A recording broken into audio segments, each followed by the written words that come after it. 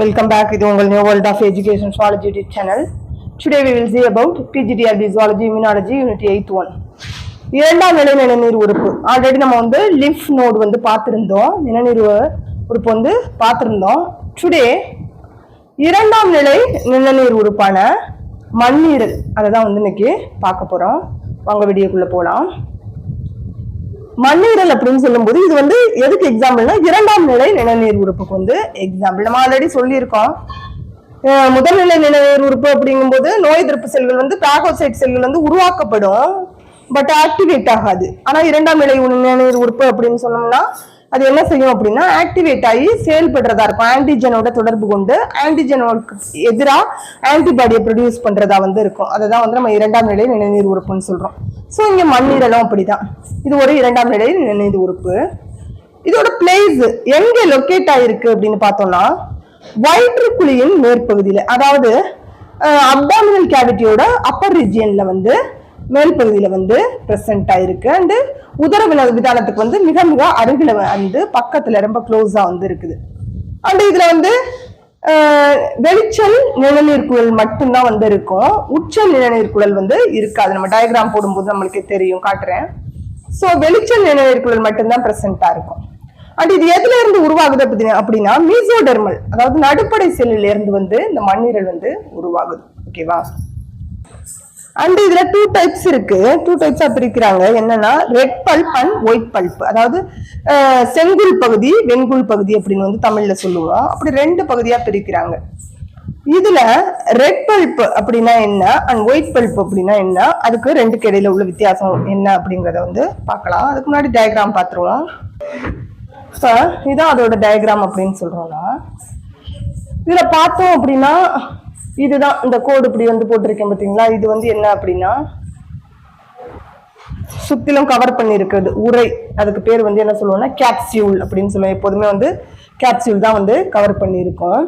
And medulla பகுதி புரணி பகுதி already நம்ம பார்த்த மாதிரியே மற்றதுல எல்லாம் எப்படி இருந்துச்சோ அதே மாதிரி இங்கேயும் புரணி பகுதி, அவுட்டர் பகுதி புரணின்னு சொல்லுவோம், இன்னர் பகுதி மெடுல்லா அப்படின்னு வந்து சொல்றோம்.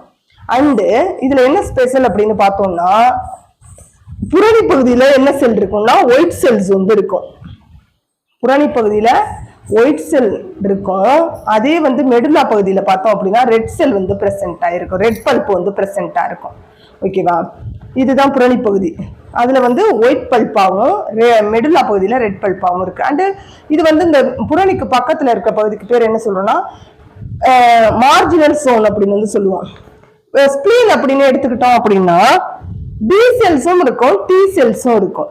ஓகேவா? அப்ப தைமஸ் அப்படின்னா டி செல் மட்டும் சொல்லுவோம்.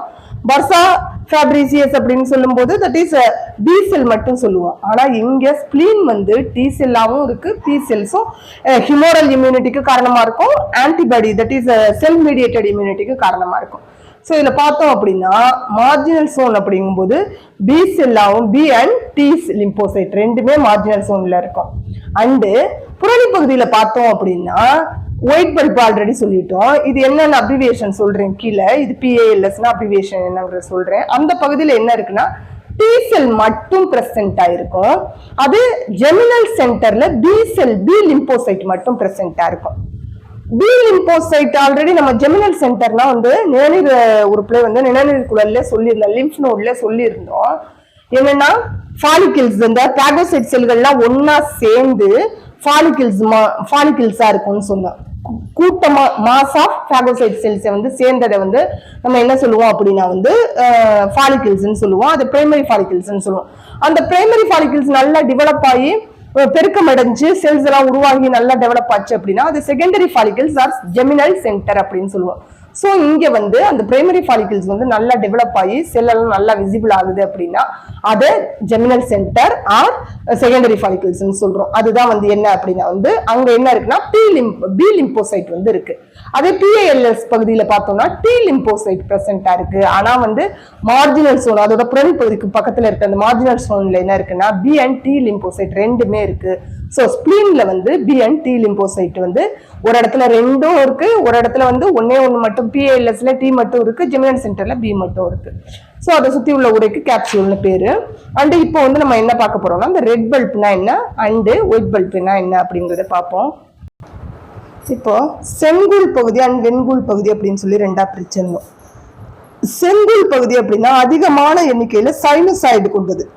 சைனசாய்டு அப்படின்னு சொன்னோம்னா என்னன்னா பாகோசைட்டிக் செல்களையும் பிளாஸ்மா செல்களையும் சேர்த்துதான் நம்ம சைனசாய்டு அப்படின்னு வந்து சொல்றோம். அது எந்த பகுதியில் அதிகமா இருக்குன்னா இந்த ரெட் பல்ப்ல வந்து இருக்கு. நமக்கு பாகோசைட்டிக் செல்கள் பிரசண்டா இருக்கு அப்படின்னு சொன்னாலே அது வந்து எதுல வந்து ஈடுபடும் அப்படின்னா தட் இஸ் பாகோசைட்டோசிஸ்ல வந்து ஈடுபடும். ஓகேவா? ஸோ இந்த ரெண்டும் வந்து இந்த சைனசாய்டு அப்படின்னு வந்து சொல்றோம். பாகோசைட்டிக் செல்களையும் பிளாஸ்மா செல்களும் அதிகமான அளவுல காணப்படும் இந்த ரெட் பல்ப் செங்குள் பகுதியில.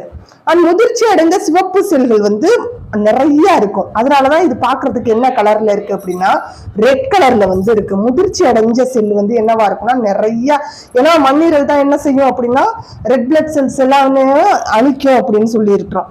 ஓகேவா? அது வந்து எல்லாம் லாஸ்டா இறுதியா அதோட லைஃப் ஸ்பேன் முடிஞ்சதும் அது எங்க போய் அழிக்கப்படும் அப்படின்னா மண்ணீரல்ல தான் அழிக்கப்படும். ஸோ அந்த இடத்துல வந்து ஓல்டு அந்த ரெட் செல்ஸ் எல்லாம் இருக்கிறதுனால இது பாக்குறதுக்கு ரெட் கலர்ல வந்து இருக்கு. அண்டு இதை வேற என்ன சொல்றோம் அப்படின்னா ஹெமட்டோபயோசிஸ் சைட். ஏன்னா ரத்த செல்கள் எல்லாமே ஒருங்கமைஞ்சு ஒரு இடத்துல இருக்கிறதுனால இதை ஹெமட்டோபயோசிஸ்க்கான சைட், ரத்த செல்களுக்கான சைட், ஒரு இடம் அப்படின்னு வந்து சொல்றோம். அண்ட் எலும்பு மஜ்ஜையில வந்து இப்போ கரு உருவாகும் போது பார்த்தோம்னா எலும்பு மஜ்ஜையில வந்து ரத்த செல்கள் வந்து உருவாகாது. நம்ம எப்போதுமே என்ன சொல்லுவோம்னா ரத்த செல்கள்னால எலும்பு மஜ்ஜையில உருவாக்கப்படும், மண்ணீரல்ல அழிக்கப்படும் அப்படின்னு சொல்லுவோம். ஆனா கரு உருவாகும் போது எலும்பு மஜ்ஜையில உடனே வந்து ரத்த செல்கள் உருவாகாது. அதனால அந்த டைம்ல எம்பிரியோ வந்து டெவலப் ஆகுறதுக்கு முன்னாடி அந்த ரெட் பிளட் செல்ஸ் எதுல இருந்து வருது அப்படின்னா இந்த மண்ணீரல்ல தான் வந்து உருவாகும். முத வந்து மண்ணீரல்ல தான் உருவாகும். அதுக்கப்புறம் தான் அந்த செல் வந்து எம்பிரியோ நல்லா டெவலப் ஆகும்போது வந்து அது என்ன செய்யுது அப்படின்னா போன் மேரோஸ்ல இருந்து பெருக்கமடை உருவாக ஆரம்பிக்கும். ஓகேவா? ஸோ ஃபர்ஸ்ட் வந்து எலும்பு மஜ்ஜைக்கு முன்னாடி வந்து மண்ணீரல்ல தான் வந்து இந்த ரத்த செல்கள் வந்து உருவாகுது. ஸோ இது வந்து இம்பார்ட்டன்ட் அப்படின்னு சொல்றோம். இதெல்லாம் எங்க நடக்குதுன்னா வெண்குள் பகுதியில நடக்குது. அடுத்தது அதெல்லாம் செங்குள் பகுதியில் நடந்தது. இப்ப வெண்குள் பகுதி அப்படின்னு சொன்னா ஒயிட் பல்ப் அப்படின்னு சொல்றோம். ஒயிட் அப்படின்னாலே கலர்லெஸ். ஸோ இது வந்து ஒரு லிம்ஃப் டிஷ்யூ, நிணநீர் திசு. இது கலர்லெஸ்ஸா இருக்கும், ஒரு நிணநீர் திசு. அண்டு இதுல வந்து இதை யாரு ஃபர்ஸ்ட் கண்டுபிடிச்சாங்க அப்படின்னா மால்பிஜி அப்படிங்கிறவங்க வந்து ஃபர்ஸ்ட் கண்டுபிடிச்சாங்க. அண்ட் ஆல்சோ இது வந்து நிணநீர் திசுக்கள் எல்லாம் ஒன்னா சேர்ந்து ஒரு ஃபாலிகிள்ஸ் மாதிரி வந்து ஒரு கூட்டமா சேர்ந்து ஒரு கும்மலா ஒரு கூட்டமா இருக்குது. ஸோ அதை ஃபாலிகிள்னு சொல்லுவோம். அதை வந்து மால்பிஜி அப்படிங்கிறவர் கண்டுபிடிச்சதுனால இதை மால்பிஜியன் ஃபாலிகிள்ஸ் அப்படின்னு வந்து சொல்றோம். எங்கன்னா வெண்குள் பகுதியில் உள்ள நிணநீர் திசுக்களுக்கு மால்பிஜியன் ஃபாலிகிள்ஸ் அப்படின்னு வந்து சொல்றோம். அண்ட் PALS ஆல்ரெடி டயக்ராம்ல சொல்லியிருந்தேன். அது எங்க இருக்குன்னா வெண்குள் பகுதியில தான் வந்து இருக்கு. இங்க போட்டிருக்கோம் ஒயிட் பல்ப். இந்த ஒயிட் பல்ப்ல வந்து என்ன இருக்குன்னா PALS ஒயிட் பல்ப் சைடு தான் இருக்கு, ஆப்போசிட்ல தான் ரெட் பல்ப் இருக்கு.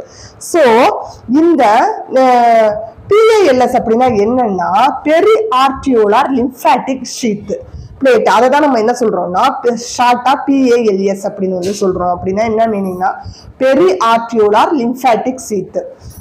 அது என்ன அப்படின்னா அந்த ஆர்ட்ரிஸ் எல்லாம் வந்து குவிஞ்சு இருக்கும். அதனாலதான் இதை வந்து பெரி ஆர்டியோலார் லிம்ஃபாட்டிக் ஷீத் அப்படின்னு வந்து சொல்றோம். இங்க வந்து PALSல தான் என்ன செல் இருக்குன்னா T லிம்ஃபாட்டிக் லிம்போசைட்ஸ் வந்து பிரசண்டா இருக்கு அப்படின்னு ஆல்ரெடி நம்ம சொன்னோம்.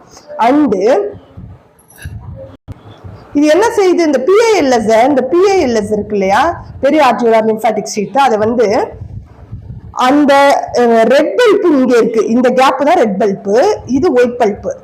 இந்த PALS ரெட் பல்ப்ல இருந்து பிரிக்கிற வேலையை யாரு செய்யறாங்க அப்படின்னா மார்ஜினல் ஷோன் வந்து செய்யுது. அந்த மார்ஜினல் லேயர் தான் என்ன செய்யுதுன்னா இந்த PALS ரெட் பல்ப்ல இருந்து பிரிக்குது அப்படின்னு வந்து சொல்றாங்க. ஸோ இதுதான் வந்து இந்த red bulb and white bulb அப்படின்னு வந்து சொல்றோம். அண்ட் இதோட ஃபங்க்ஷன்ஸ் என்னெல்லாம் இருக்கு அப்படின்னு பார்த்தோம்னா கல்லறை. நம்ம என்ன சொல்றோம்னா ஆல்ரெடி வந்து ஏன்னா ரெட் பிளட் செல்ஸ் இருக்கு இல்லையா, அந்த ரெட் பிளட் கார்பசெல்ஸ் எல்லாம் வந்து கொண்டு போய் அழிக்கப்படுற இடம், முதிர்ச்சி அடைஞ்சதும் கொண்டு போய் அங்க உடைக்கப்படுற இடம் எது அப்படின்னா மண்ணீரல் தான். ஸோ இதை வந்து கிரேவியார்டு அப்படின்னு சொல்லுவோம், கல்லறை அப்படின்னு வந்து சொல்லுவோம், ரத்த செல்களோட கல்லறை.